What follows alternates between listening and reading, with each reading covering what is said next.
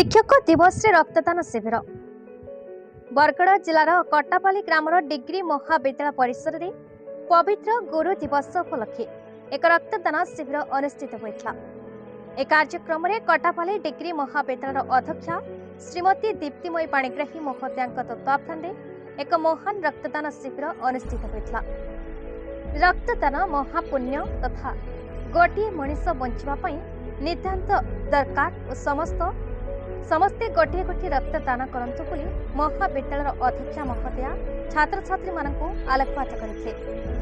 महान रक्तदान शिविर में निष्ठा सह उक्त महाविद्यालय अध्यापक वृंद अध्यापिका वृंद कर्मचारी पुरातन छात्र छात्री तथा अध्ययनरत छात्र छात्री वृंद सहयोग 22 यूनिट रक्त संग्रह करा। महाविद्यालय रेडक्रॉस काउंसिलर श्री देवी प्रसाद महोदय थिबा बेले जातीय सेवा योजना प्रोग्राम ऑफिसर श्रीमती सुजाता मल्लिक महोदया सर्वप्रथम रक्तदान कार्य को आरंभ कर छात्र छात्री मानक उत्साहित करते। भ्राम्यमाण रक्त संग्रह जान उत्साहित आसीथिबा कर्मकर्ता मानकु मध्य महाविद्यालय तरफ धन्यवाद ज्ञापन करा जायथिला।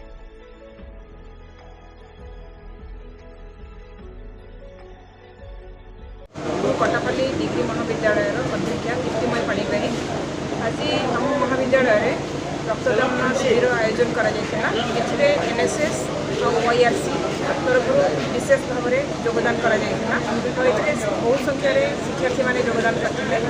प्रथम आरंभ करते आम महाविद्यालय अध्यापक अध्यापिका मैंने आज पवित्र गुरु दिवसटा और दिन में आम समाज में किसी कर महाविद्यालय तरफ समस्त को धन्यवाद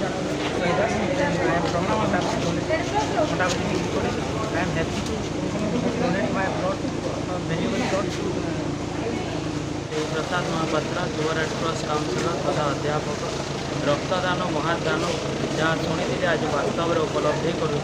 तेणु आज साधारण व्यक्ति तथा शिक्षार्थी मान रक्तदान विषय सचेतन करने यही महादान देवाई शुभेच्छा वार्ता जनाऊँ और प्रत्येक अनुरोध करुँ महादान संपृक्त करूँ। तेणु गुरु दिवस उपलक्षे आम यही महत् कार्य आम हाथ को नहीं। तेणु यही परिप्रेक्षी में आम महाविद्यालय अध्यक्षा अन्य कर्मचारी मान विशेष सहायता धन्यवाद। बरगड़ जिलार टिकलाल त्रिपाठी रिपोर्ट भारत न्यूज।